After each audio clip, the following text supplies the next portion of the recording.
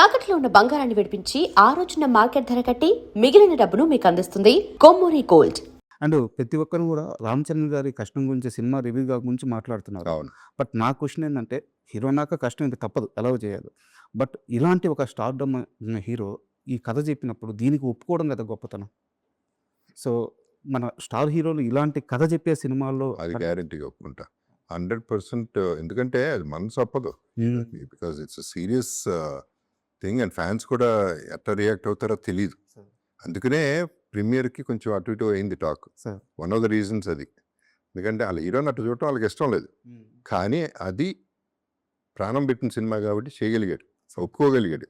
And C ఈ జనరేషన్స్తో beauty ఏంటంటే Ram Charan పట్టించుకోడటండి, passion పిచ్చి ప్యాషన్తో చేస్తాడు. ఏదైతే అదైనా చేసేద్దాం, మనం పూర్తిగా నమ్మినప్పుడు 100% ఏమన్నా ధైర్యంగా వెళ్ళిపోతాం. నమ్మాడు, ధైర్యంగా వెళ్ళాడు.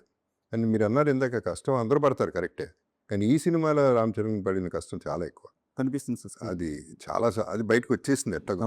అది ఇష్టం లేని వాళ్ళు కూడా బాగా చెప్పాల్సిందే, వేరే చాయిస్ లేదు అక్కడ. ఎందుకంటే ఇట్స్ బాడీ అండ్ మైండ్ రెండింటితోనూ ప్లే చేయాలి, it's not easy.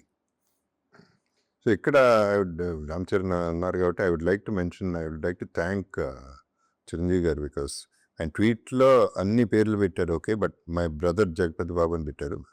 I'm very happy with that. And అంటే ఎలాగో ప్రస్తావన వచ్చింది కాబట్టి మీరు ఒక తరంలో మీ స్టార్డమ్ అంతా చూసేసారు టీఎఫ్ఐలో ఉన్నప్పుడు.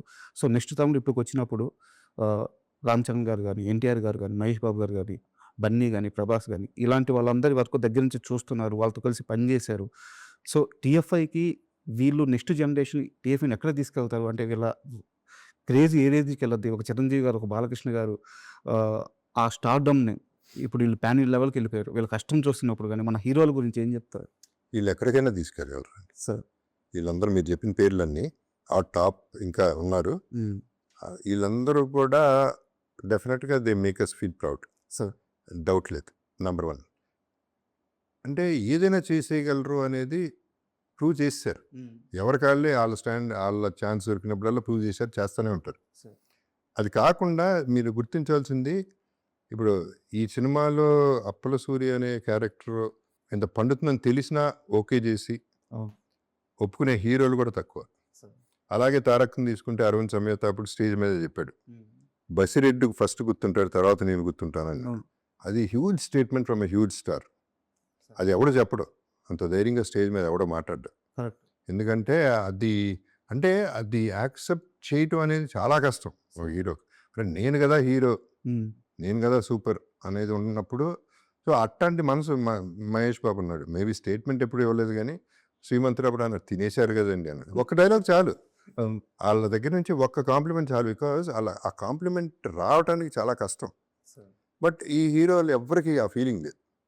ఏముంది, నాది నాకుంది, సినిమా బాగుండాలి అంతే. సో ఇన్సెక్యూరిటీ లేదు.